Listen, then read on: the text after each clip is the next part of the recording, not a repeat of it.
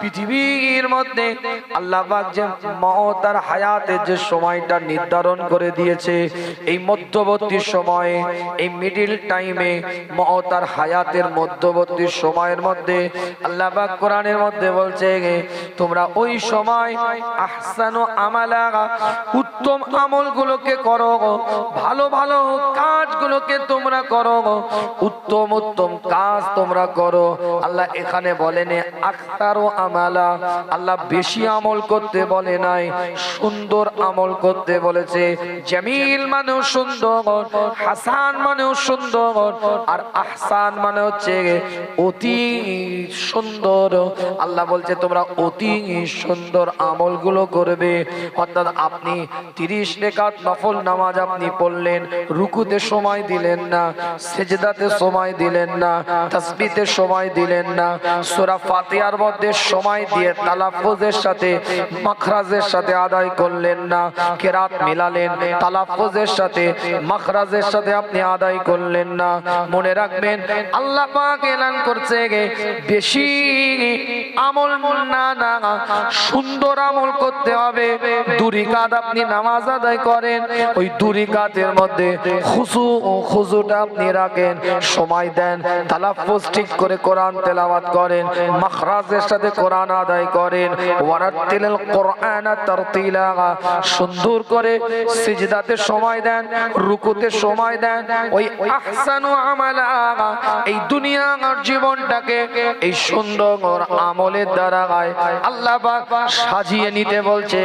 তাহলে আখিরাতের জীবনে সুম্মা ইউমিতুকুম সুম্মা ইউহয়িকুম সুম্মা ইলাইহি তুরজাউন, ওই আখিরাতের জীবনে যখন আল্লাহর সামনে দাঁড়াবে, আমার আল্লাহ আলা মাকাম দান করে দিবে।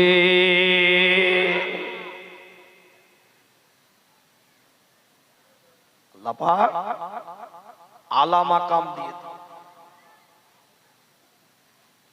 আল্লাহ নবী মুহাম্মদুর রাসূলুল্লাহ সাল্লাল্লাহু আলাইহি ওয়াসাল্লাম এলান করে দেন, আজ আপনি যে দিনটা অতিক্রম করে আসলেন ওটা একটা মিরাজের দিন ছিল। আগের রাত্রিটা যেটা অতিক্রম আমি করলাম ওটা মিরাজের রাত ছিল। কিছু গুরুত্বপূর্ণ রাত আল্লাহ উম্মতে মুহাম্মাদির জন্য দিয়েছে। আমি বলি না, কোরআন বলছে। সূরার নাম সূরাতুল কদর। আল্লাহ পাক ওই সূরার মধ্যে এলান করছে খায়রুম মিন আলফিশ শাহর, 1000 মাসের রাত্রির থেকেও অধিক উত্তম একটা রাত আল্লাহ পাক উম্মতে মুহাম্মাদিকে আল্লাহ দান করবে। হযরত নূহ আলাইহিস সালাতু ওয়াস সালামের যুগে একজন বৃদ্ধা মহিলা অঝোর নয়নে রোনাজারি করতে থাকে, চোখ দিয়ে পানির তোষাটা গড়িয়ে যায়, অঝোর নয়নে রোনাজারি করে। হযরত নূহ আলাইহিস সালাতু ওয়াস সালাম বৃদ্ধা মহিলার কাছে গিয়ে বলে, মা কাঁদো কেন?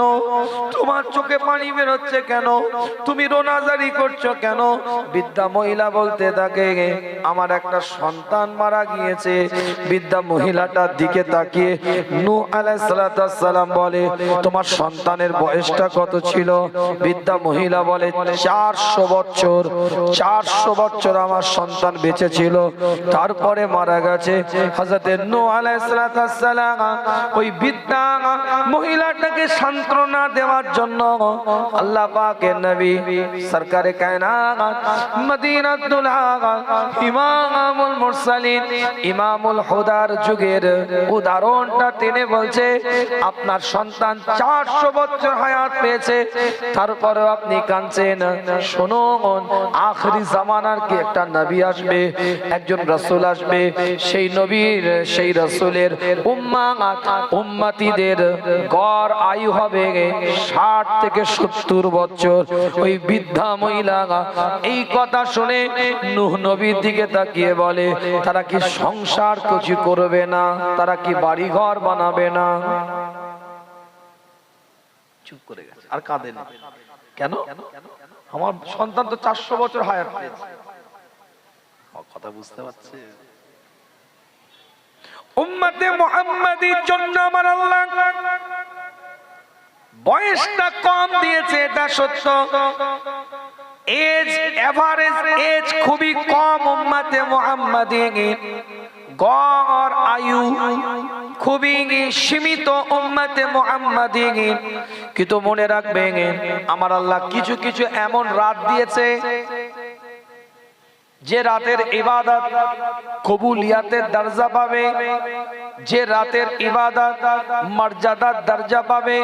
যেমন আল্লাহ কোরআনে বললেন, শাহর রমাদানুল্লাযী উনজিলা ফীহিল কুরআন, যে মাসে আমার আল্লাহ কোরআনটাকে নাজিল করেছে, এই রমাদান মাসের শেষ 10 দিনের বেজোর রাতগুলোর মধ্যে থেকে এমন একটা রাত আছে যেই রাতটাকে লাইলাতুল কদর বলা হয়।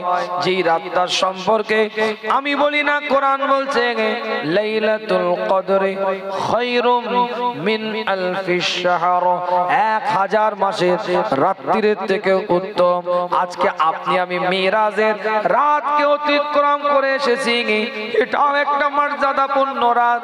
আল্লাহ কোরআন দিয়ে বলেছে এরপরে আর একটা রাত আসছে, যেই রাতটাকে কোরআনের ভাষায় বলা হয়েছে লাইলাতুল মুবারাকা।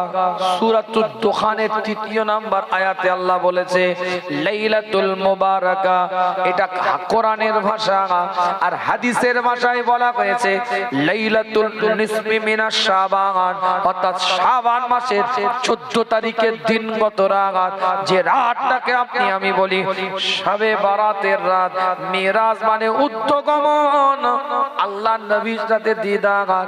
আর শবে বারাত মানে হচ্ছে নাজাতের রাত, নাজাতের রাত।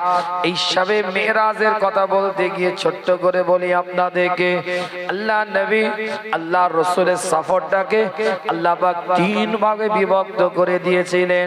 একটা হচ্ছে বাইতুল মুকাদ্দাস পর্যন্ত, আর একটা বাইতুল মুকাদ্দাস থেকে সিদরাতুল মুনতাহা পর্যন্ত, আর একটা সিদরাতুল মুনতাহা থেকে লামাকা রবের সাথে সাক্ষাতের জায়গা আরশে আজিম পর্যন্ত।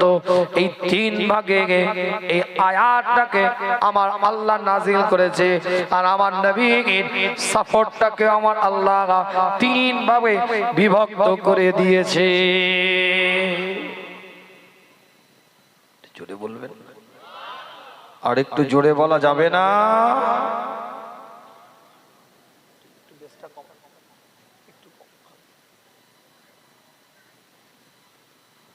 আল্লাহ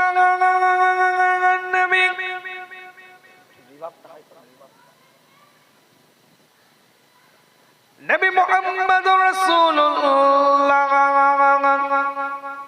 সাল্লাল্লাহু আলাইহি ওয়াসাল্লাম হুজুর বাইতুল মুকাদ্দাসের দিকে যখন রওনা দিয়েছে, বাইতুল মুকাদ্দাসের দিকে যখন যাচ্ছে, এই সময়টাকে বলা হয়েছে কোরআনের ভাষায় ইসরা বলা হয়েছে। বাইতুল মুকাদ্দাস পর্যন্ত হেরেম শরীফ থেকে হুজুর যখন বাইতুল মুকাদ্দাসের দিকে যাচ্ছে, বাইতুল মুকাদ্দাস পর্যন্ত এই সময়টাকে কোরআনের ভাষায় বলা হয়েছে ইসরা। সুবহানাল্লাযী আসরা বা ইসরা, আসরা, এই যে সফরটাকে বলা হয়েছে। আর বাইতুল মুকাদ্দাস থেকে সিদরাতুল মুনতাহা, লামাকা, রবের সাথে মুলাকাত, খোদার সাথে সাক্ষাৎ, এই সফরটাকে বলা হয়েছে মিরাজ। গমনের রাস্তা, গমনের জায়গা। আল্লাহ নবী নবী মুহাম্মদুর রাসূলুল্লাহ হুজুর বাইতুল মুকাদ্দাসে যখন হাজিরা দিলেন, বাইতুল মুকাদ্দাসে যখন হুজুর হাজিরা দিলেন, কিতাবের রিওয়ায়াতের মধ্যে পাওয়া যায় আল্লাহর নবী নবী মুহাম্মদুর রাসূলুল্লাহ সাল্লাল্লাহু আলাইহি ওয়াসাল্লাম বাইতুল মুকাদ্দাসে গিয়ে লক্ষ্য করলেন 1,23,999টা নবী রাসূল পয়গম্বর কাতারে কাতারে দাঁড়িয়ে আছে।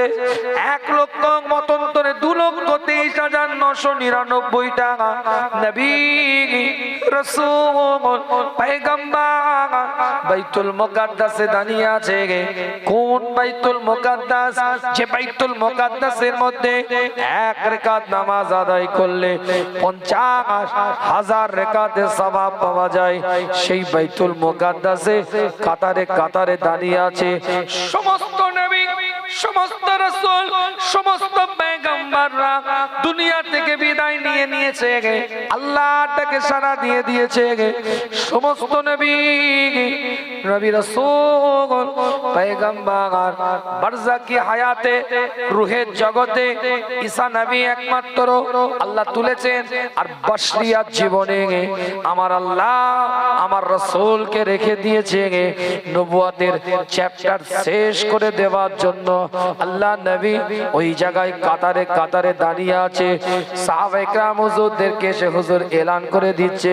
হুজুর ইমামতি জায়গায় দাঁড়িয়ে গেলেন, ইমামতি করছেন বাইতুল মুকাদ্দাসে। আল্লাহর নবী নবী মুহাম্মদুর রাসূলুল্লাহ সাল্লাল্লাহু আলাইহি ওয়াসাল্লাম এতদিন পর্যন্ত হুজুর ইমামুল আম্বিয়া ছিলেন। এতদিন পর্যন্ত হুজুর ইমামুল হুদা ছিলেন, ইমামুল কিবলাতাইন ছিলেন, ইমামুল মুরসালিন ছিলেন।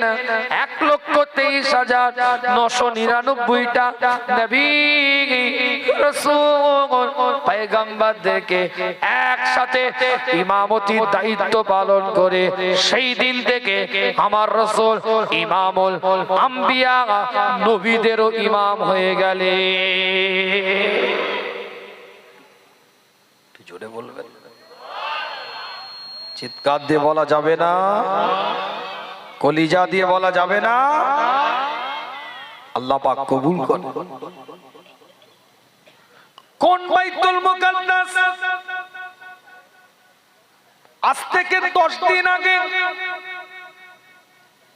যে হামাসের সাথে চুক্তি করে ইসরায়েল যুদ্ধ বন্ধ করতে বাধ্য হয়েছে, ডোনাল্ড ট্রাম্প চিন্তা করলো লস অ্যাঞ্জেলেসের বুকে, ক্যালিফোর্নিয়ার বুকে, আমেরিকার মধ্যে যে দাবানলটা শুরু হয়েছে, পৃথিবীর কোন প্রযুক্তি, পৃথিবীর কোন আধুনিক প্রযুক্তি সেটাকে বন্ধ করতে পারছে না। 3 মিনিটের মধ্যে সমুদ্র পৃষ্ঠ থেকে প্লেনে করে পানি নিয়ে এসে কত টন পানি ওয়েট ফেলার ক্ষমতা রাখে এমন প্লেন, পিঙ্ক কালারের একটা গোলাপি রঙের একটা কেমিক্যাল প্লেন থেকে ফেলা হচ্ছে অত্যাধুনিক প্রযুক্তির মাধ্যমে।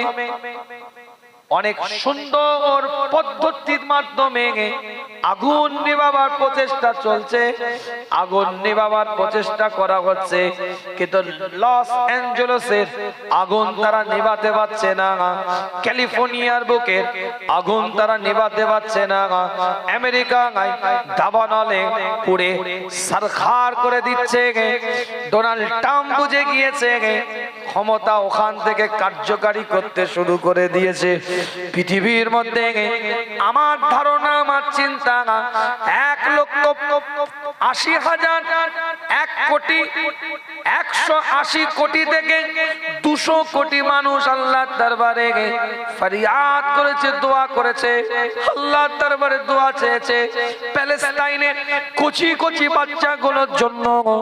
একটা দুটো নয়, 180 থেকে 200 কোটি মানুষ আল্লাহর দরবারে সিজদায় পড়ে কেঁদেছে, আল্লাহ তুমি কুদরতি মাদাদ দাও, আল্লাহ তুমি কুদরতি মাদাদ দাও।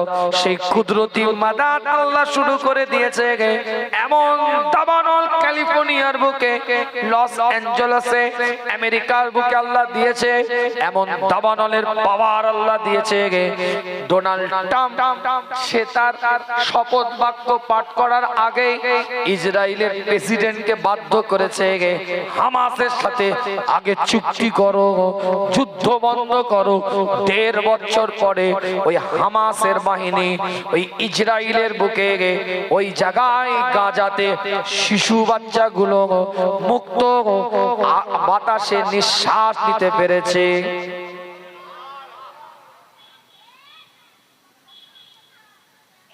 বাবার আল্লাহ যখন শুরু করলেন, ইব্রাহিমের আগুনকে আল্লাহ বললেন জ্বলবি না।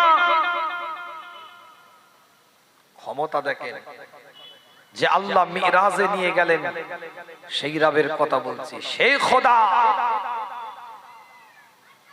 ইব্রাহিমের আগুনকে আল্লাহ বললেন জ্বলবি না, পৃথিবীর কোন প্রযুক্তি জ্বালাতে পারেনি। পেরেছে? নমরুদের মতন ক্ষমতাশীল ব্যক্তিত্ব সেও জ্বালাতে পারে। আর এখানে আল্লাহ লস অ্যাঞ্জেলেসের আগুনকে বলছে থামবি না, নিভবি না, পৃথিবীর কোন ক্ষমতা নেভাতে পারেনি। কথা ঠিক বলছি না? সে আল্লাহ রাসূল এই বাইতুল মুকাদ্দাসে দাঁড়িয়ে আল্লাহর কাছে দুরিকাত প্রত্যেকটা নবী আলাইহিস সালাতু ওয়াস সালামদেরকে নিয়ে ইমামতি দায়িত্ব পালন করে হুজুর এই রাত্রিরে নামাজ আদায় করেছিলেন। এখান থেকে হুজুর সিদরাতুল মুনতাহার দিকে আগিয়ে গেলেন। আল্লাহর নবী মুহাম্মদুর রাসূলুল্লাহ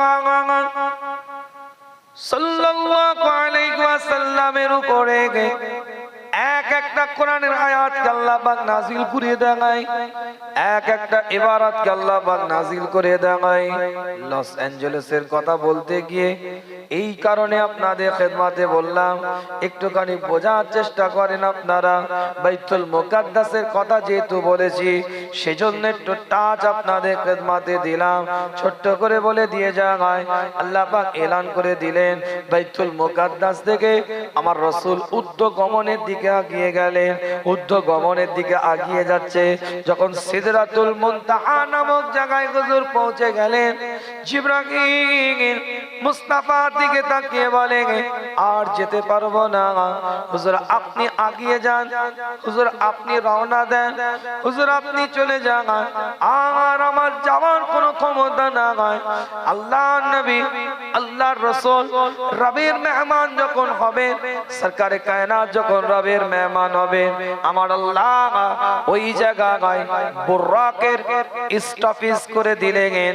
আমার আল্লাহ স্পেশাল আর একটা গাড়ি পাঠিয়ে দিলেন, যেটাকে হাদিসের ভাষায় বলা হয়েছে রফ রফ, অর্থাৎ মিরাজের রাত্রিরে সিদরাতুল মুনতাহা থেকে আমার নবী মুহাম্মদুর রাসূলুল্লাহ রফ রফ নামক একটা যানবাহনে আল্লাহ পাকের আরশে আলা দিকে আগিয়ে গেছিলেন। আমরা সবাই জানি বুররাকে গেছে, জানি তো নাকি? আমি মিরাজের ঘটনা বলছি না, আমি বোঝাচ্ছি আপনাদের। ঘটনা তো অনেক আছে, কিভাবে হুজুরকে তুললেন, কিভাবে সিনা চাকলো, জিবরাইল সাল্লাল্লাহু আলাইহি সাল্লাম আসলেন কার ঘরে, কেমন হুজুর শুয়েছিলেন, এই ঘটনা তো অনেক আছে। ওদিকে যাচ্ছি না, আমি কোট টু কোট আলোচনা করছি, আয়াতের উপরে কোট টু কোট আলোচনা করছি। আমরা সকলেই জানি মেরাজের রাত্রিরে হুজুর যে যানবাহনে গিয়েছিলেন, সেই যানবাহনটার নাম বুররাক। অবশ্যই, কিন্তু এই বুররাক সিদরাতুল মুনতাহা পর্যন্ত গিয়ে রয়ে গিয়েছিল। ওখান থেকে আলাদা একটা গাড়ি, হাদিসের ভাষায় বলা হচ্ছে রফ রফ। এখন তথ্য ভুলভাল দিলে তো হবে না, হাতে তো অ্যান্ড্রয়েড সেট আছে, একটু গুগলে সার্চ দিয়ে দেখেন, পরিষ্কার। আমি একটা আয়াতের নাম্বার বললাম, ধরেন আমি বললাম ৪র্থ নাম্বার সূরার ৫৪ নাম্বার আয়াত, কিন্তু ওটা যদি ৫৪ না হয় ৫৬ যদি হয়, আপনাকে মসজিদেও যেতে হবে না। এমন সফটওয়্যার আছে, বক্সের কাছে আমার কোরআন আয়াতের তেলাওয়াতটা ধরবেন, ওতে দিয়ে দিবে এই আয়াতের নাম্বার কত। এমন সফটওয়্যার আছে, আমি হাদিসের ইবারত বলবো, ওটা আপনি ধরবেন, হাদিসের পৃষ্ঠা নম্বর কত, হাদিসের নাম্বার কত, কোন কোন কিতাবের বই আছে সেটাও রেফারেন্স দিয়ে দিবে। কথাটা বুঝতে পারছেন না? আপনি গুগলে গিয়ে সার্চ দিন, রাফ রাফ মেরাজের রাত্রিরে হুজুরকে যেখানে সিদরাতুল মুনতাহা থেকে লামাকাত দিকে যখন নিয়ে যাওয়া হচ্ছে, রফ রফে আমার আল্লাহ চাপিয়ে দিলেন। আল্লাহ নবী নবী মুহাম্মদ রাসূলুল্লাহ সাল্লাল্লাহু আলাইহি ওয়াসাল্লাম সাহাবে কিরাম হুজুরদের দিকে লক্ষ্য করে বলেন, আমি মিরাজের রাত্রিরে আমি আল্লাহর দিদারে গিয়েছিলাম। আল্লাহ পাক কোরআনের মধ্যে বলছে, আমি বলি না, কোরআন তার ভাষার মধ্যে দিয়ে একাধিক আয়াত দ্বারা প্রমাণ দিয়ে দিয়েছে, একাধিক পয়েন্টের উপরে আলোচনা এসে গিয়েছে। আমার নবী মুস্তাফা এলান করে দেখায়, কিতাবের রিওয়ায়াতের মধ্যে পাওয়া যায়, একটা তীর আর একটা ধনুক যতটা নিকটে থাকে, একটা তীর আর একটা ধনুক যতটা নিকটে থাকে, আমি নবী আমার আল্লাহ দিদারে আল্লাহ পাকের এতটাই নিকটে অবস্থান করেছিলাম। অনেকে বলে নবী স্বপ্নে গেছে, কিসে গেছে? সশরীরে মেরাজের কায়েল নয়, এটা বলে অনেক। এর উপরে আমার বক্তব্য আছে, খালি কোট টু কোট 3টে পয়েন্ট বলে দিয়ে যায়। মনে রাখবেন, যদি আমার রাসূল মেরাজে স্বপ্নে যেতেন, সশরীরে নয়, যদি স্বপ্নে যেতেন, তাহলে এটা আর মুজিজা হতো না। তো হতেই পারে, স্বপ্ন তো যে কেউ উঠছে। সশরীরে গেছেন বলেই এটা মুজিজায়ে মুস্তাফা। হুজুর যদি মিরাজের রাত্রিরে স্বপ্নে যেতেন, মনে রাখবেন আরেকটা পয়েন্ট বলে দিয়ে যাচ্ছি আপনাদের খেদমতে, তাহলে আমার আল্লাহ নিজের জাত পাকের কসম করতেন না। কেন? মানুষকে বিশ্বাস করাবার জন্য আল্লাহ নিজে দায়িত্ব নিয়েছে, তাই বলছে সুবহানাল্লাযী আসরা বিআবদিহি লাইলাম মিনাল মসজিদিল হারাম ইলাল মসজিদিল আকসা। পাক है ও জাত, পবিত্র ওই স্রষ্টা নিজে ক্ষমতার কসম করছে। কথাটা কিছু বুঝতে পারছেন না? যদি মেরাজ স্বপ্নে হতো, তৃতীয় পয়েন্ট আরেকটা বলে দিয়ে যাচ্ছি আপনাদের খেদমতে, যদি মেরাজ স্বপ্নে যেতেন, আল্লাহ রসুল সশরীরে না যেতেন, তাহলে আমার আল্লাহ এ কথা বলতেন না। কি বলছেন? মুসা নবী যখন বললেন আল্লাহ আপনাকে দেখতে চায়, বলেছিলেন না? বলেন। আল্লাহ কি বললেন? लन तरानी तू हरगिज नहीं देख सकते। नफी ताकीद सिगा, नफी ताकीद बुलंद दरफिल मुस्तकबिल मारूफ सिगा। लन तरानी तू हरगिज नहीं देख सकते, তুমি কখনোই আমাকে দেখার ক্ষমতা রাখো না। মুসা নবী প্রশ্ন করছে, রব कौन देखेगा आपको, किसका नजर देख सकते आपको, कौन देखेगा आपको, कौन देख सकते हैं आपको?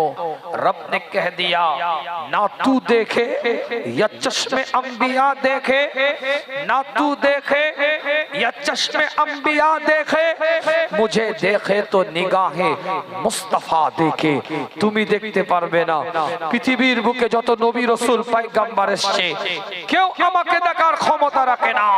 আমাকে যদি দেখার ক্ষমতা রাখে, সেটা মুস্তাফার নিগাহ। জোরে বলে, আরো জোরে চিৎকার দিয়ে বলে। अल्लाह बोलছে हम तो देने के लिए तैयार है कोई लेने वाला ही नहीं जलवाए तूर तो मौजूद है मगर मूसा ही नहीं কথা বুঝতে পারছেন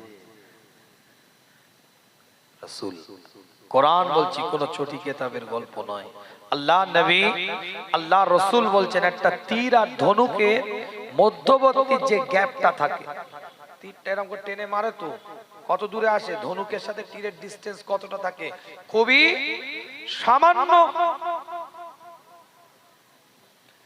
তারও কম তো বেশি নয় আল্লাহ রাসূল বলছেন কোরআনের আয়াত যে আল্লাহ বলছেন ওই যে তীরের যে দূরত্ব আর ধনুকের যে দূরত্ব তার থেকেও আমি আর রাসূল আল্লাহর নিকটে বেশি ছিলাম একটু জোরে বলবেন চিৎকার দিয়ে বলা যাবে না কলিজা দিয়ে বলা যাবে না আল্লাহ পাক কবুল করেন সকলে বলেন আমিন এটা আলোচনা করব ব্যাখ্যায় যাব তো নাকি না নরবর করছেন আপনারা কে কে শুনবেন একটু হাত তুলেন খুব সামান্য আলোচনা কে কে শুনবেন একটু হাত তুলেন দুটো হাত টনটনে করে তুলেন দেখি টনটনে এটা হাতটা নাড়ান তো জেগে আছেন নাকি দেখি একটু তাকবীর দেন নারায়ে তাকবীর একটা মানুষের জবান বন্ধ না থাকে মুসলমানের মতন আওয়াজ দেন সাবু খাওয়া রোগীর মতন নয় ইমানদারের মতন বলেন নারায়ে তাকবীর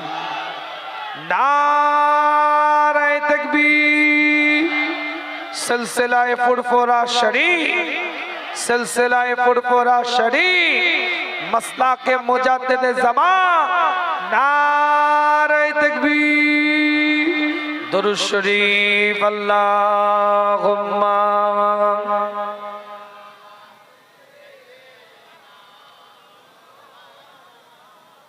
वला आले सय्यिदना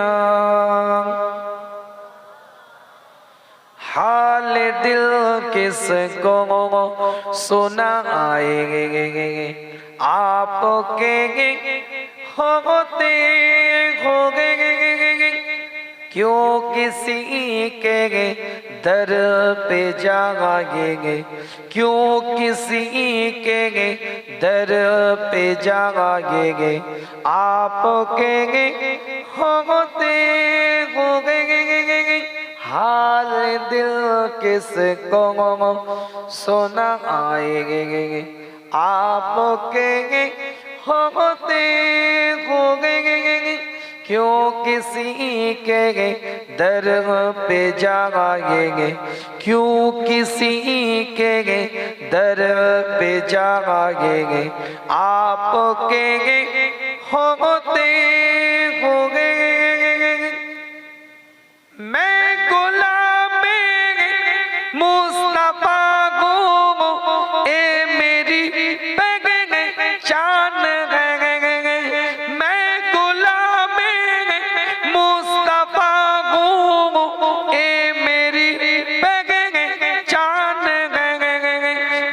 मुझे क्यों कर सताएंगे गम मुझे क्यों कर सताएंगे आपके होते होगे हाल दिल किसको सुनाएंगे आपके होते होगे क्यों किसी के दर पे जाएंगे क्यों किसी के दर पे जाएंगे आपके होते होगे अपना जीना अपना मरना सब उसी के चौखट पे अपना जीना अपना मरना अब उसी के चौखट पे हम कहाँ अल्लाह जाएंगे हम कहाँ सरकार जाएंगे आपके होते होगे हाल दिल किसको सुनाएंगे आपके होते होगे আল্লাহ নবী আল্লাহ রাসূল নবী মুহাম্মদুর রাসূলুল্লাহ সাল্লাল্লাহু আলাইহি ওয়াসাল্লাম সিদরাতুল মুনতাহা ভেদ করে আগিয়ে গেলেন আরশে আজিমের উপরে। আল্লাহ নবী মুহাম্মদুর রাসূলুল্লাহ সাল্লাল্লাহু আলাইহি ওয়াসাল্লাম এলান করে দেন, আমি নবী, আমি রাসূল, আমি মুস্তাফা, আমাকে আমার আল্লাহ আরশে আজিমের উপরে দুটো জিনিস হাদিয়া দিয়েছিলেন, দুটো জিনিস আমাকে উপঢৌকন দিয়েছিলেন, দুটো জিনিস আমাকে বকশিশ করেছিলেন, দুটো জিনিস আমার আল্লাহ আমাকে গিফট করেছিলেন। আমি নবী মিরাজ থেকে দুটো উপঢৌকন নিয়ে উম্মতে মুহাম্মাদির জন্য জমিনে বুকে আমি রওনা দিয়েছিলাম। আমি নবী আরশে আজিমে যখন দাঁড়িয়ে আমার আল্লাহ, আমার মাওলা, আমার পরওয়ারদিগার আমাকে সূরাতুল বাকারার শেষ দুটো আয়াতকে হাদিয়া দিলেন, আর আমার আল্লাহ আমাকে 50 ওয়াক্তের নামাজ সালাত আমি নবী আমাকে হাদিয়া দিয়ে দিলেন। মেহমান এলে আমরা হাদিয়া দিই না? অবশ্য এখন কমে গেছে, আগে রেওয়াজ ছিল বাড়িতে কেউ এলে খাওয়া দাওয়াত হতোই, সাথে কিছু না কিছু বকশিশ হাদিয়া, জামা একটা, নুগি একটা, গেঞ্জি একটা, যে কোনো কিছু দিত। কথা কিছু বুঝতে পারছেন? হুজুরকে নিয়ে গেছে আমার আল্লাহ মিরাজে, হাদিয়া দিয়েছে সূরা বাকারার শেষ দুটো আয়াত হাদিয়া দিয়েছে। দুনিয়ায় নাজিল হয়নি, আল্লাহ ডেকে নিয়ে নাজরানা দিয়েছে, সালাত ডেকে নিয়ে। আল্লাহ নবী মুহাম্মদুর রাসূলুল্লাহ সাল্লাল্লাহু আলাইহি ওয়াসাল্লাম এলান করে দেন, আমাকে জান্নাত দেখানো হয়, আমাকে জাহান্নাম দেখানো হয়। আমি রাসূল, আমাকে জান্নাতটা দেখানো হয়েছিল। আমি বলি না, কোরআন বলছে, সূরার নাম সূরাতুল হাদীদ, 57 নম্বর সূরা, 12 নম্বর আয়াতের মধ্যে আমার আল্লাহ পাক এলান করে দেয়, ইয়াউমা তারাল মুমিনিনা ওয়াল মুমিনাতি ইয়াসআ নূরুকুম বাইনা আইদিহিম ওয়া বিআইমানিহিম বুশরাকুমুল ইয়াওম জান্নাতুন তাজরি মিন তাহতিহাল আনহার খালিদিনা ফিহা যালিকা ওয়াল ফাওজুল আযীম। আমি বলি না, কোরআন জানিয়ে দেয়, পরিষ্কার করে লেখা আছে, কাল কিয়ামতের ময়দানে, কাল হাসরের ময়দানে तमाम বিশ্বটা যেদিন তাবাক হয়ে যাবে, ধ্বংস হয়ে যাবে, চূর্ণ বিচূর্ণ হয়ে যাবে, ইয়াউমা তারাল মুমিনিনা ওয়াল মুমিনাতি ইয়াসআ নূরুকুম বাইনা আইদিহিম।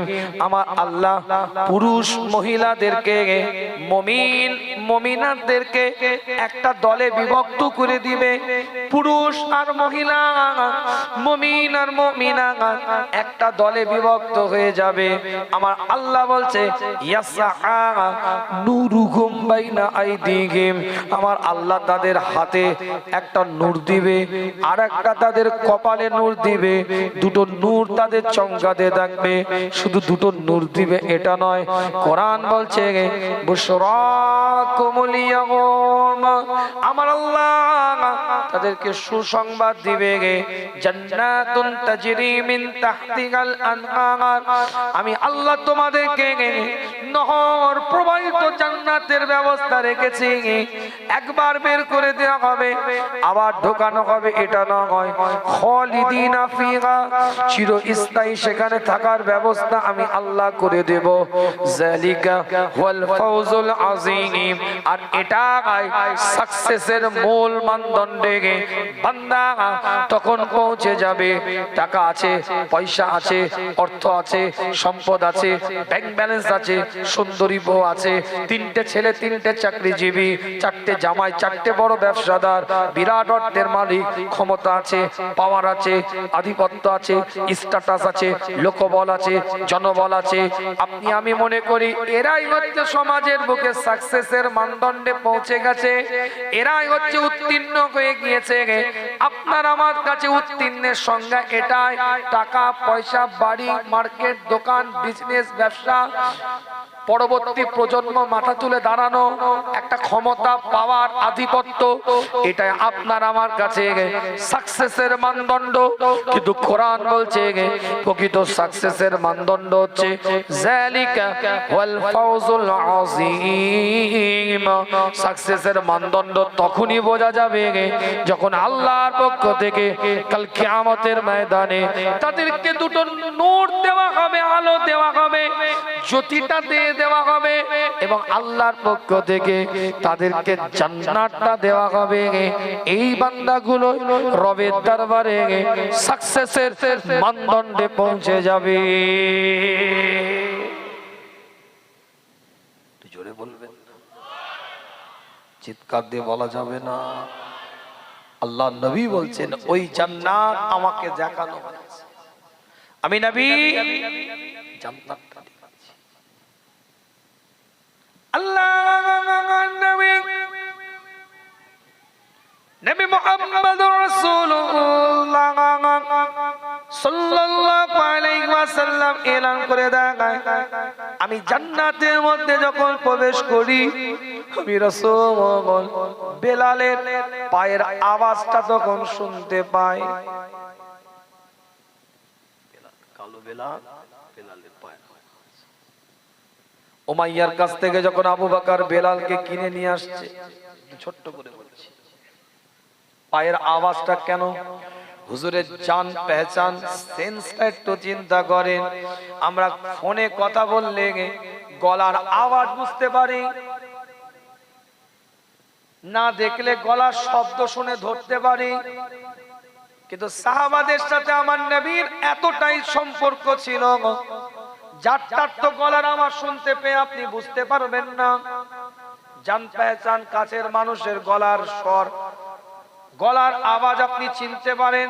আপনার বাচ্চার কান্নাটাও বিয়ের মধ্যে আপনি বুঝেন আমার বাচ্চাই কাঁদছে। মা 10টা বাচ্চার মধ্যে থেকে তার বাচ্চার কান্নার আওয়াজ বুঝতে পারে। আর আমার নবী 1,25,000 সাহাবাদের গলার আওয়াজ শুধু নয়, পায়ের হাঁটার শব্দটারও এলেম আমার রাসূলের ছিল। তাই তো বেলালের পায়ের আওয়াজটা আলাদা, নবী বুঝেছেন জান্নাতে তার পায়ের আওয়াজ শুনেছে।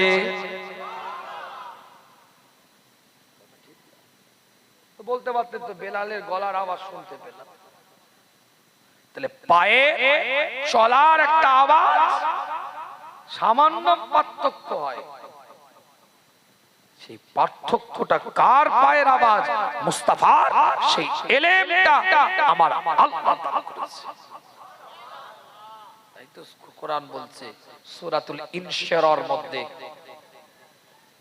94 নম্বর সূরাতে আল্লাহ বলছে 1 নম্বর আয়াতে, আলাম নাশরাহ লাকা সাদরাক ওয়া ওয়াদা'না আনকা বিদরাক আল্লাযী আনকাদা যাহরাক ওয়া রাফা'না লাকা যিকরাক ফাইন্না মা'আল উসরি ইউসরা ইন্না মা'আল উসরি ইউসরা ফাইযা ফারাগতা ফানসাব ওয়া ইলা রাব্বিকা ফারগাব। 8টা আয়াত আছে সূরাতে, বিরাট ব্যাখ্যা, ওইদিকে যাব না, আমি একটা শুধু কোড বলে দিচ্ছি। আল্লাহ নবীর সিনাটাকে আল্লাহ চওড়া করেছেন, প্রশস্ত করেছেন। বর্তমানে যুবক ছেলে জিম করে সিনা চওড়া করে, ওয়েট লিফটিং করে, বডি জিম করে, ওয়েট লিফটিং করে, সিট আপ দেয়, মাল্টি জিমে ডায়েট চার্ট মেইনটেইন করে সিনাটাকে চওড়া করার জন্য। আমার আল্লাহ কোরআনে বলছে আমি আমার রাসূলের সিনাটাকে চওড়া করেছি কি দিয়ে? দুনিয়ার বর্তমানে ওয়েট লিফটিং করে চওড়া করছে, সিট আপ দিয়ে চওড়া করছে, আর আমার আল্লাহ বলছে আমি দুনিয়ার বুকে আমার রাসূলের সিনাটাকে চওড়া করেছি ইলমের দ্বারা। যদি বলবেন চিৎকার দিয়ে বলা যাবে না। এলেমের দ্বারা সিনা চওড়া। কি এলেম? যে পায়ে, এটা বুঝাবার জন্য বলতে চাইছি, এলেমের দূরদর্শিতাটা এতটাই টপ র্যাঙ্কের যে পায়ের আওয়াজ পর্যন্ত শুনতে পায়। জোরে বলে আল্লাহ। নবী মুহাম্মদুর রাসূলুল্লাহ সাল্লাল্লাহু আলাইহি ওয়াসাল্লামের সাহাবা হযরত আবু বকর সিদ্দিক রাদিয়াল্লাহু তাআলা নদিকে লক্ষ্য করে আব্দুল্লাহ ইবনে আব্বাস বলছে, আবু বকর তুমি আজকে কি সওদা করলে গে? তুমি বড় বিজনেসম্যান, ভুলভাল সওদা করে ফেললে আজকে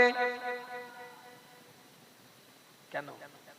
হযরত বেলালকে যখন নিয়ে আসছে, আমি ছোট্ট করে বলি, ঘটনা বলার উদ্দেশ্য নয়, শর্ত দিয়েছে দুটো সুন্দরী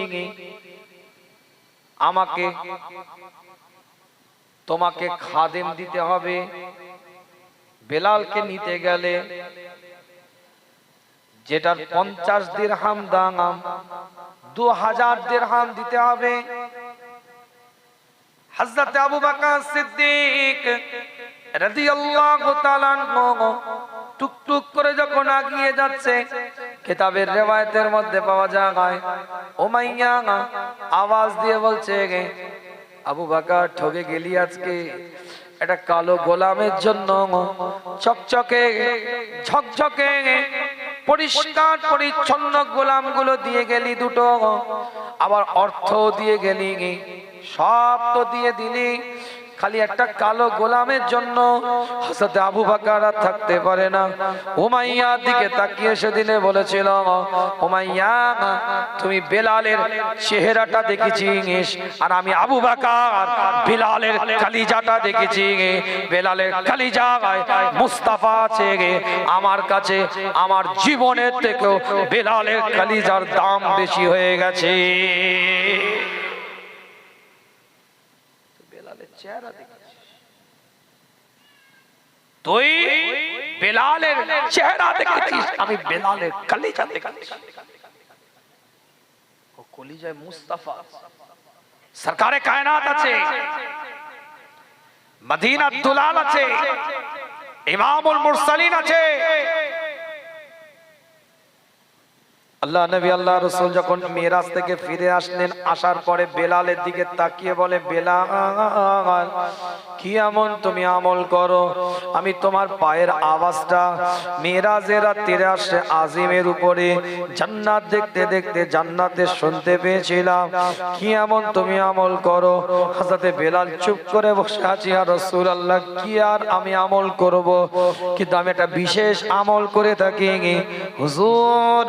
আমি যখনই উযু করি, উযু করার সঙ্গে সঙ্গে তাহিয়াতুল উযু দুই রাকাত নফল নামাজ আদায় করি। আল্লাহর নবী মুহাম্মদুর রাসূলুল্লাহ সাল্লাল্লাহু আলাইহি ওয়াসাল্লাম জানিয়ে দেয়, বেলাল তুমি আমলটা ছেড়ে দিও না। মুহাদ্দিসিনরা বলছে এই আমলের কারণে আমার আল্লাহ বেলালের পায়ের আওয়াজটা আমার রাসূলকে জান্নাতের মধ্যে শুনিয়েছিলেন।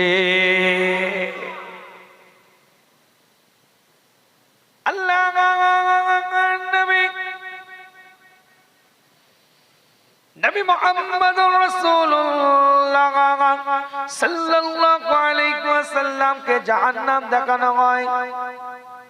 বিদায় নেব আপনাদের খিদমত থেকে। টুকটুক করে আলোচনা আগিয়ে নিয়ে গিয়েছে। জাহান্নাম হুজুরকে দেখানো হয়েছিল।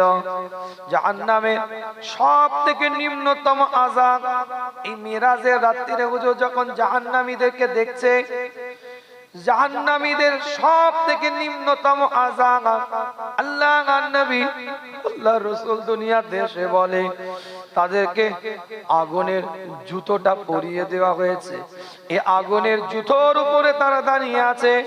এত তীব্রতা আগুনের, এত প্রখর গরম আগুনটা, এই আগুনের জুতো তীব্রতার কারণে আগুনের তাদের মাথা আর মগজ পর্যন্ত টকবক করে পড়ছে।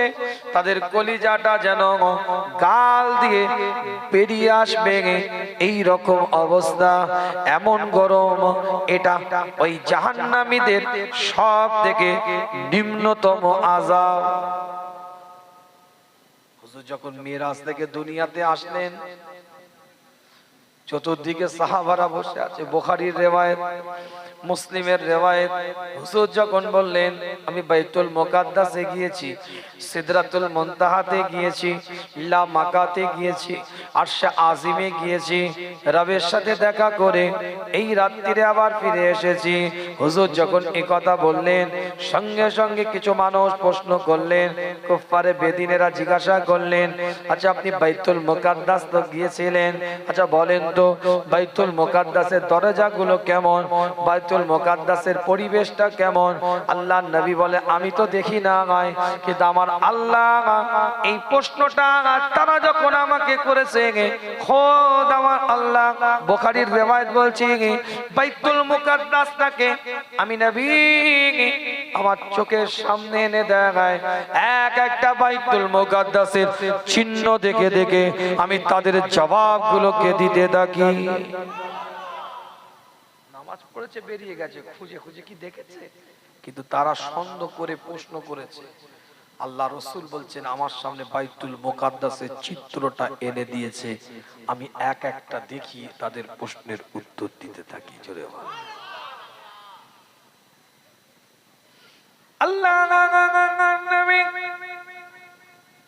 নবী মুহাম্মদুর রাসূলুল্লাহ সাল্লাল্লাহু আলাইহি ওয়াসাল্লাম হুজুর বাইতুল মুকাদ্দাস থেকে যখন সিদরাতুল মুনতাহা লামাকা মিরাজের রাত্রিরে আল্লাহ নবী যখন ফিরে আসলেন জমিনের মধ্যে, সরকারে কায়নাত যখন ফিরে আসলেন জমিনের মধ্যে, মদিনা দুলাল যখন ফিরে আসলেন জমিনের মধ্যে, কিতাবের রিওয়ায়াতের মধ্যে পাওয়া যায় যেমন উজুর পানিটা গড়িয়ে যাচ্ছে, সেই রকম উজুর পানিটা গড়িয়ে যায়, যেমন ছিটকিনটা নড়ে না, নড়ছিল ওই অবস্থায় ছিটকিনটা নাড়াচাড়া করছে, কোনো কাইফিয়াতের পরিবর্তন হয় নাই।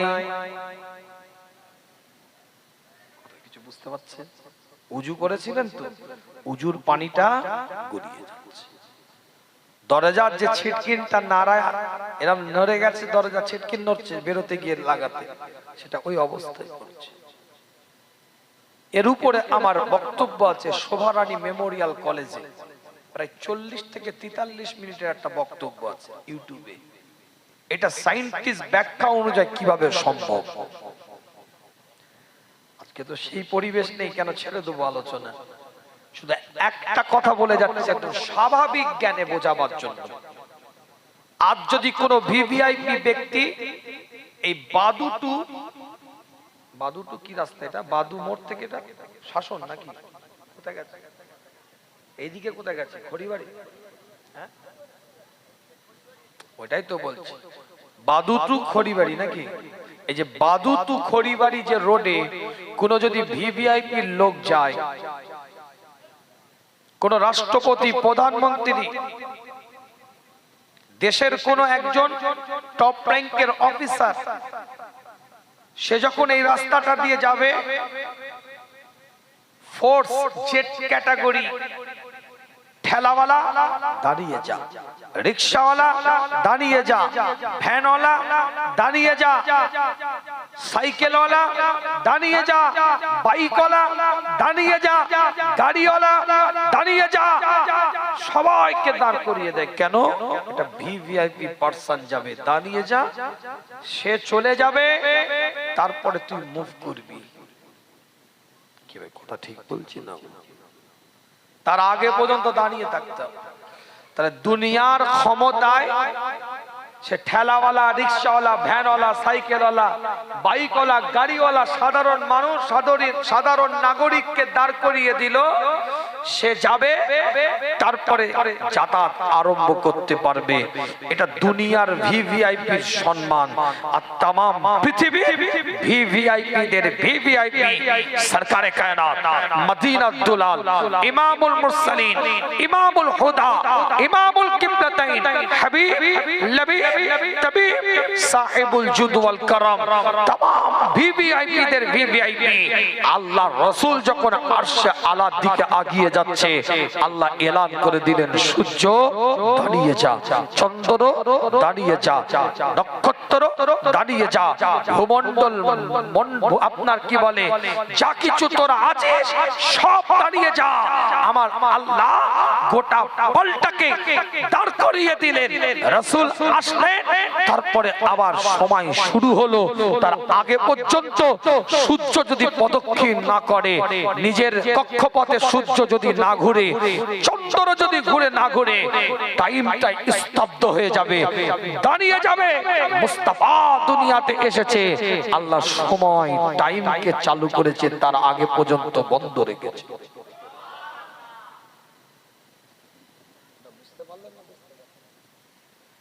এই যে রাত হচ্ছে, দিন হচ্ছে, কি করে হচ্ছে? ভূগোল পড়েছেন? যারা পড়েছে তারা জানবে, মানে সায়েন্টিস্ট ব্যাখ্যাটা বলছি। রাত হচ্ছে, দিন হচ্ছে কি করে?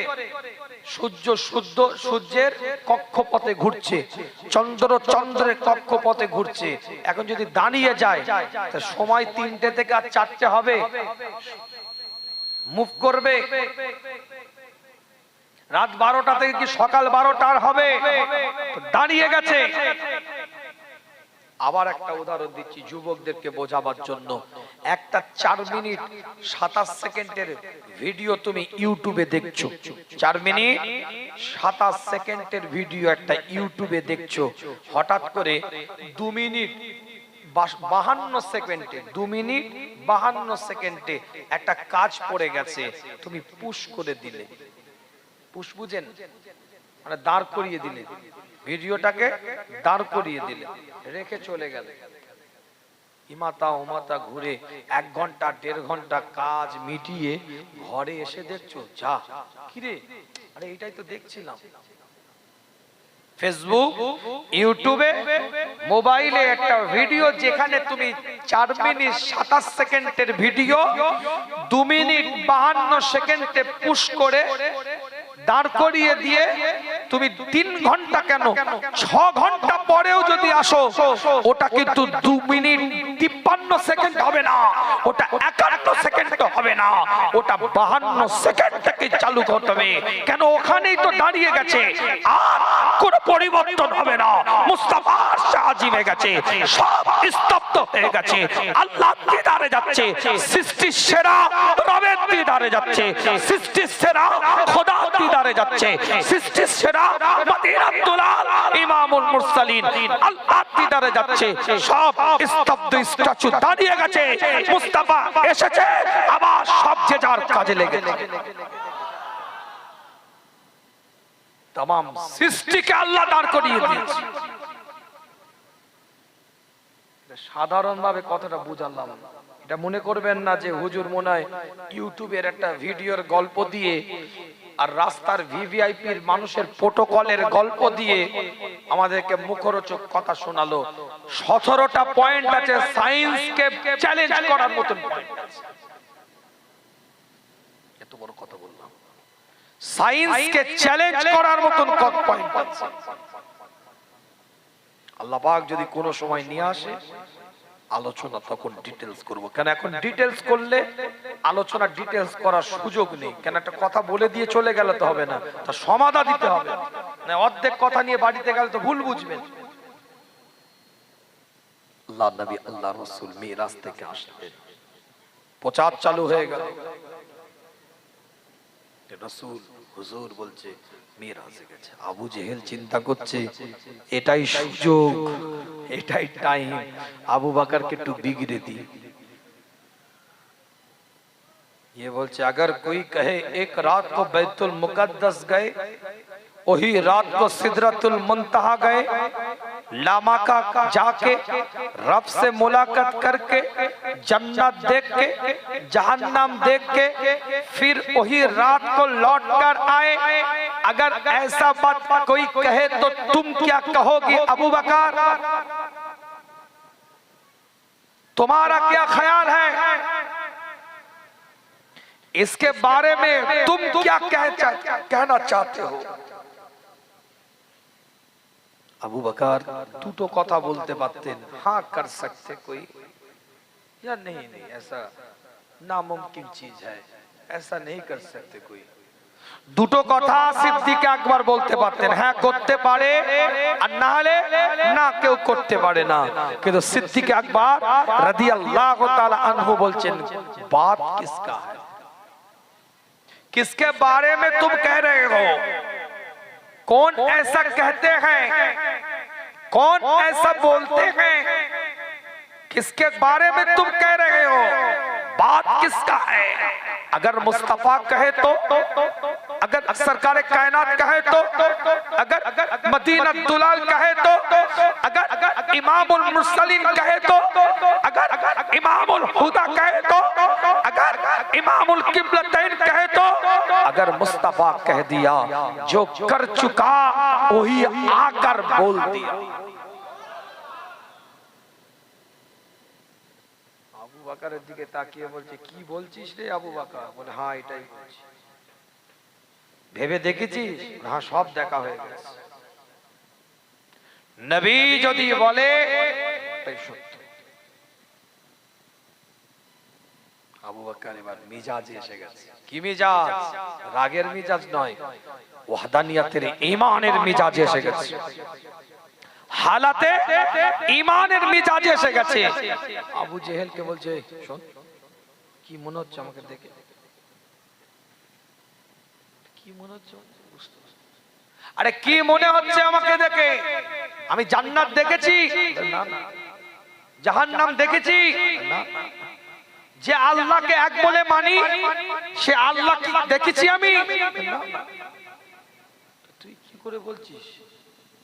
যে আল্লাহকে না দেখে যে মুস্তাফার কথায় বিশ্বাস করেছি, যে জান্নাত না দেখে যে নবীর কথায় বিশ্বাস করেছি, কোন প্রমাণ চাইনি, জিজ্ঞাসা করিনি, জাহান্নাম দেখিনি, পুলসিরাত দেখিনি, কিয়ামত দেখিনি, কবর দেখিনি, তারপরেও নবী বলেছে কাইফিয়াত এরকম, হালাত এরকম হবে, কোন প্রশ্ন করিনি, জিজ্ঞেস করিনি, সেই নবী বলছে মিরাজ হয়েছে। তুই ভাবলি কি করে? আমার ঈমানই তো তার কথা। জোরে বলবে, আমার ঈমান তার কথা, আমার বিশ্বাস তার কথা। জোরে বলা যাবে না সুবহান? চিৎকার দিয়ে বলা যাবে না সুবহানাল্লাহ? আল্লাহ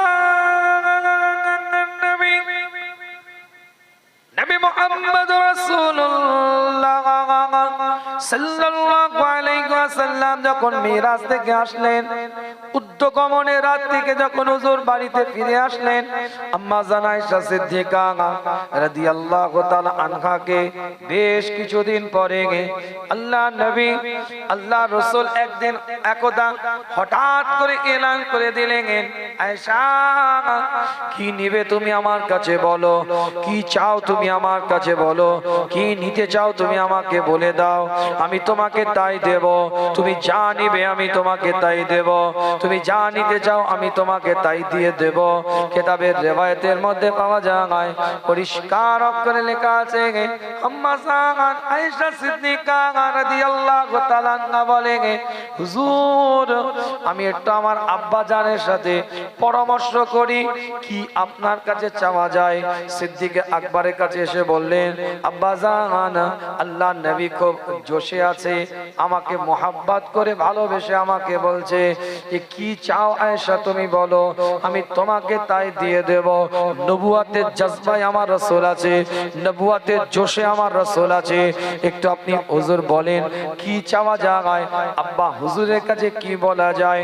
আল্লাহর নবী নবী মুহাম্মদুর রাসূলুল্লাহ সাল্লাল্লাহু আলাইহি ওয়াসাল্লামের সাহাবা হযরত আবু বকর সিদ্দিক রাদিয়াল্লাহু তাআলা এলান করে দেয়, আয়েশা যাও গিয়ে যাও আমার রাসূলকে গিয়ে বলো মিরাজের রাত্রিরে আল্লাহ রাব্বুল আলামিনের সাথে খুবই গোপন কিছু কথা হয়েছিল, আল্লাহ পাকের সাথে খুবই নিকট কিছু কথা হয়েছিল, গোপনীয় কিছু আলোচনা হয়েছিল। সেই গোপনীয় কথাগুলো আমার নবী কাউকে বলে নাই, ছুপিয়ে রেখেছে। সেই গোপনীয় কথাগুলোর মধ্যে থেকে একটা উত্তম গোপনীয় কথা যেন তোমাকে বলে, যেটা আমার আল্লাহ গোপন ভাবে আমার রাসূলকে বলেছে।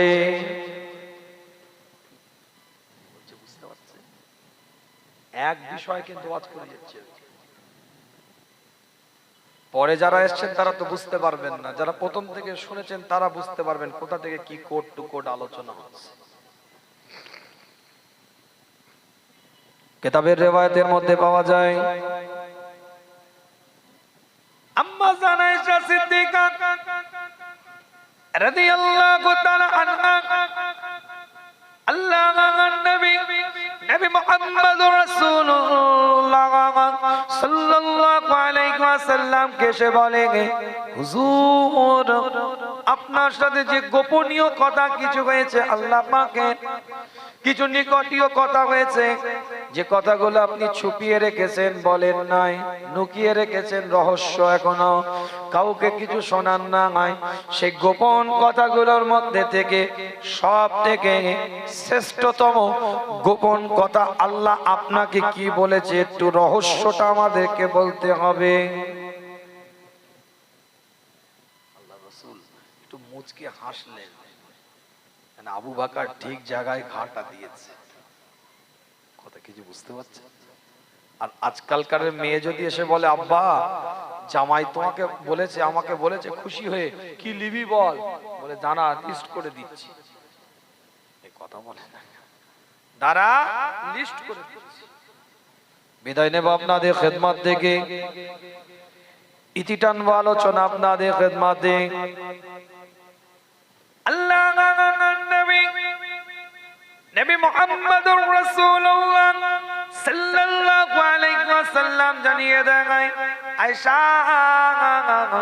আমি নবী যখন তোমাকে কথা দিয়েছি আমাকে তো বলতে হবে, শুনে রাখো আয়েশা, মিরাজের রাত্রিরে আমার আল্লাহ খুবই গোপন ভাবে আমাকে বলেছে, খুবই কাছে নিয়ে আমাকে বলেছে, নবী রাসূল কাল কিয়ামতের ময়দানে ইজা জুলজিলাতিল আরদু জিলজালাহা হুররিকাত লিকিয়ামিন সাআতিন, যেদিন কিয়ামতটা সংগঠিত হবে, तमाम বিশ্বটা যেদিন তাবাহ হয়ে যাবে, ধ্বংস হয়ে যাবে, চূর্ণ বিচূর্ণ হয়ে যাবে, সেই কিয়ামতের ময়দানে আমার আল্লাহ ওই শ্রেণীর মানুষদেরকে বিনা হিসাবে জান্নাতি বানিয়ে দিবে, যে মানুষগুলো দুটো টুটা কোয়া দিলকে জোড়া লাগিয়ে দিয়েছে, দুজনের মধ্যে মনোমালিন্য ছিল, কিন্তু এমন কথোপকথন করেছে, একে অপরের সাথে আবার সম্পর্ক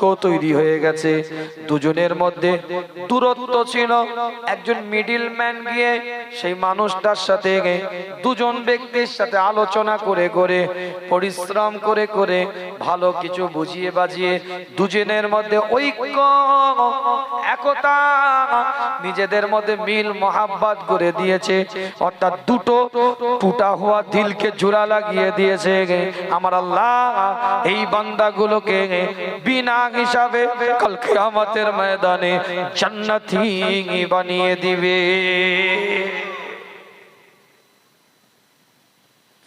হযরত আবু বকর সিদ্দিক রাদিয়াল্লাহু তাআলা আনহুর কাছে আসলেন, আম্মা জান আয়েশা সিদ্দিকা রাদিয়াল্লাহু তাআলা এসে বলতে থাকে, আম্মা জান হুজুর, আম্মা জান বলতে থাকে, হুজুর আমাকে এই কথা বলেছে।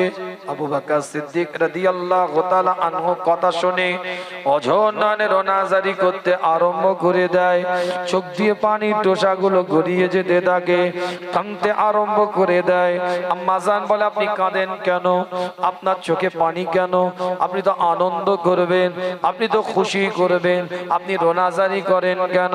আল্লাহ নবী নবী মুহাম্মদুর রাসূলুল্লাহ সাল্লাল্লাহু আলাইহি ওয়াসাল্লামের সাহাবা পরিষ্কার করে সিদ্দিক আকবর রাদিয়াল্লাহু তাআলা এলান করে দিলেন।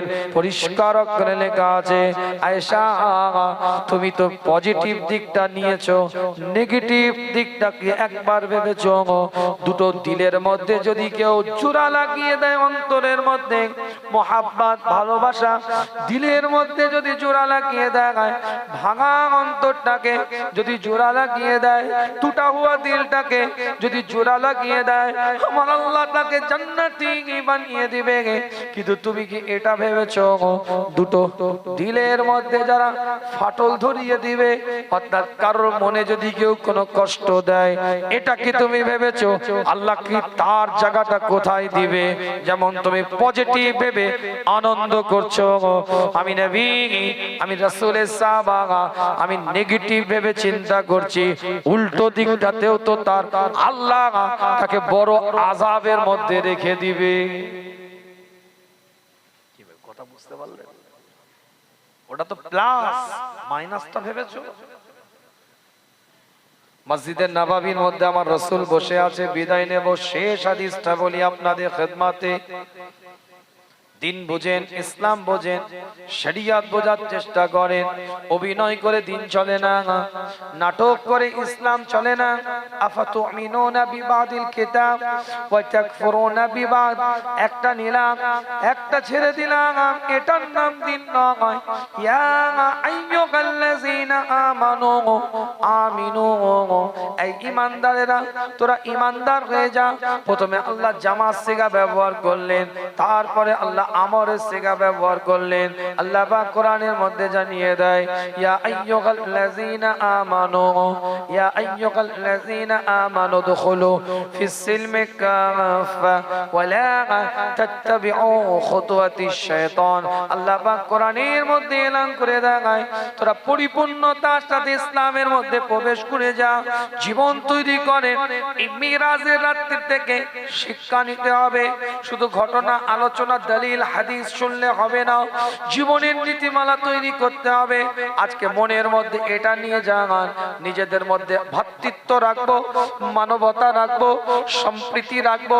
সে যে জাতের মানুষ হোক না কেন, সে যে সম্প্রদায়ের মানুষ হোক না কেন, তার প্রতি আমাদের সহানুভূতি থাকবে, মোহাব্বত থাকবে, দুর্বলতা থাকবে। আল্লাহ নবী এলান করে দেয়, মসজিদে নববীর মধ্যে বসে হুজুর জানিয়ে দেয়, মসজিদে নববীর মধ্যে বসে আল্লাহর নবী নবী মুহাম্মদুর রাসূলুল্লাহ সাল্লাল্লাহু আলাইহি ওয়াসাল্লাম জানিয়ে দেয়, এই মসজিদে নববীর মধ্যে, কোন মসজিদে নববী? যে মসজিদে নববীর মধ্যে এক রাকাত নামাজ আদায় করলে 50,000 রাকাতের সওয়াব পাওয়া যায়।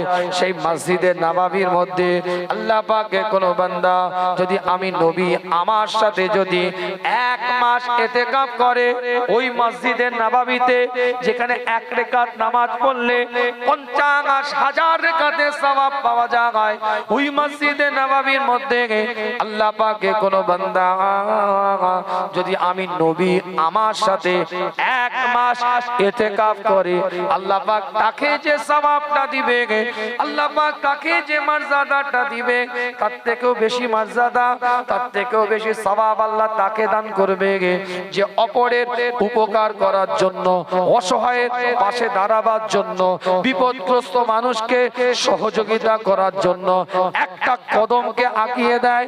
আমার আল্লাহ মসজিদে নববীতে আমার রাসূলের সাথে 1 মাস ইতিকাফের থেকেও বেশি সওয়াব দান করবে। টাউন এলাকা, তাই না ভাই? বাজার এলাকা, তাই না ভাই? আপনি চিন্তা করছেন ও পরিষ্কার করবে, আমি কেন করব? আরে আপনি করেন না, ওর থেকে বড় সাদকায়ে জারিয়া আর কেউ নেই। অপরের ও অপকার থেকে আপনি বাঁচালেন, জোরে বলেন। ময়লা ঠোঙা পড়ে আছে, ডাস্টবিন উল্টে গেছে, ও আপনি চিন্তা করছেন ও তো সরকারি কাজ, ওরা করবে। আপনি ডাস্টবিনটা তুলে দেন, হাতে একটা কাপড় জড়িয়ে ওই ময়লাগুলো ডাস্টবিনটার উপরে রেখে দেন, যেগুলো ছিটিয়ে গেছে। নফল ইবাদত সালাতের থেকেও আল্লাহ বেশি সওয়াব দান করবে। আল্লাহ পাক কবুল করেন।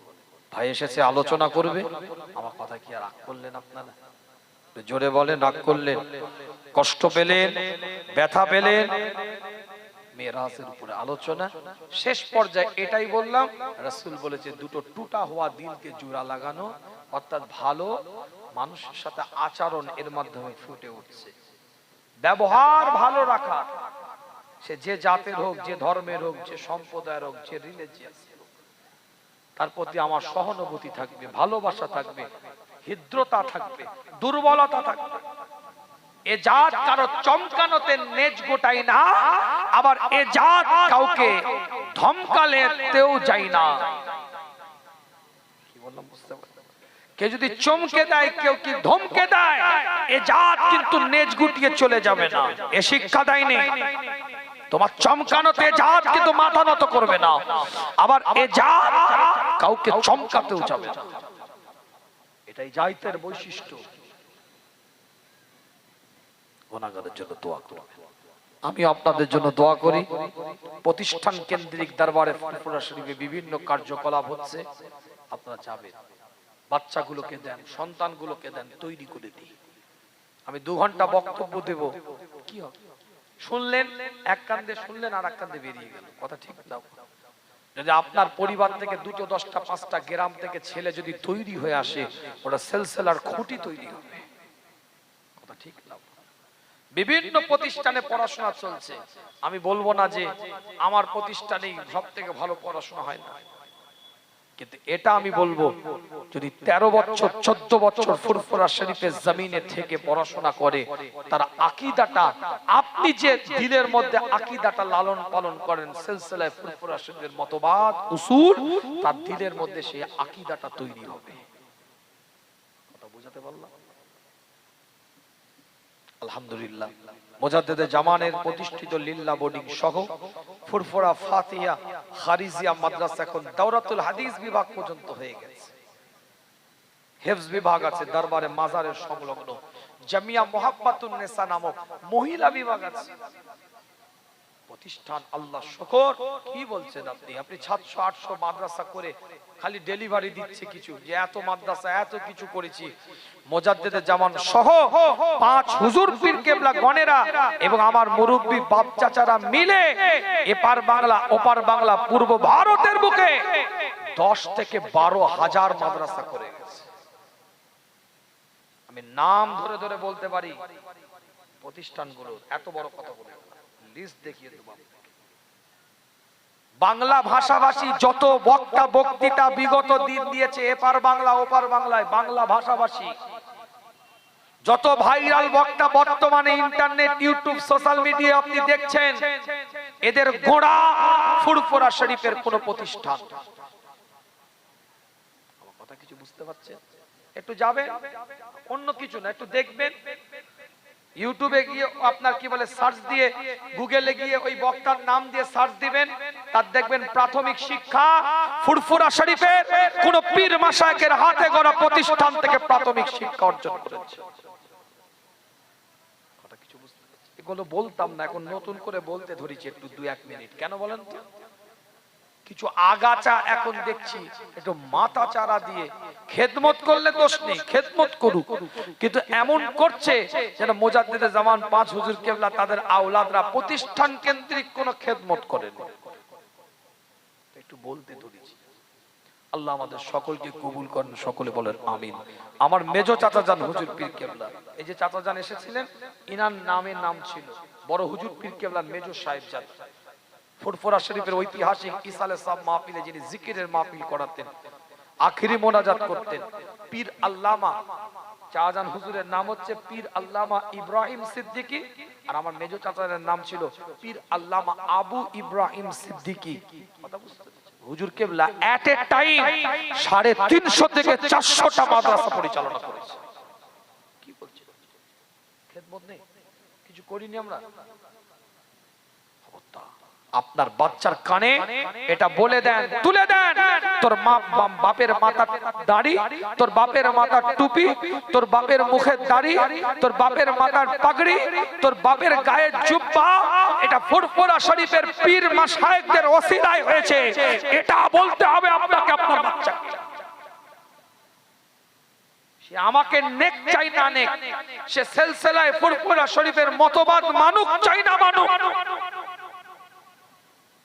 আপনার বাপের কবরটা দেখিয়ে বলতে হবে তোর দাদু এই কবরে শুয়ে আছে, যদি ঈমানের হালাতে থাকে শুয়ে, এটা ফুরফুরা শরীফের পীর মাশায়েখের খেদমতে শুয়ে আছে। হেদায়েতের মালিক আল্লাহ, হেদায়েতের বার্তা বাহক ছিলেন ফুরফুরা শরীফ পীর মাশায়েখের। অস্বীকার করতে পারবেন? হ্যাঁ, কি ছিল? মুজাদ্দিদে জামানের খেদমত জড়িয়ে আছে। বিদায় নিলাম, কেন 5 থেকে 7 মিনিট আমার দাদা পীরের উপরে আমার কথা বলার একটা অভ্যেস আছে। যে বিষয়ে ওয়াজ করি না কেন, একটু ওয়াসিয়াতের উপরে, একটু মাসলাকের উপরে, একটু নীতির উপরে কথা বলি। কেন? আজকে এই প্রজন্মগুলো 10 বছর 20 বছর যদি কেউ দাদা পীর 5 হুজুরের কথা না বলে, এরা চিনবে না। ওই ইন্টারনেট, ইউটিউব, ফেসবুকের ভাইরাল বক্তার শুনে মনে করবে এরাই খেদমত করেছে আর এগুলো ভণ্ডামি করেছে মনে হবে। এতক্ষণ কোনো কথা বলেছি? 1 ঘন্টা 40 মিনিটের কাছাকাছি কোনো কথা বলেছি? কোট টু কোট মিরাজের উপর আলোচনা করেছি, দলিল হাদিস, দলিল কোরআন হাদিস। 5-7 মিনিট বলবো, না হলে আল্লাহ তাআলা আমাকে দায়ী হতে হবে। বিদায় নিলাম, ভাই এসছে অনেকক্ষণ, কথা বলে কষ্ট দিলাম। আল্লাহ আমাদের কবুল করেন। মুহাব্বতের সাথে দরুদ শরীফ, আল্লাহুম্মা সাল্লি আলা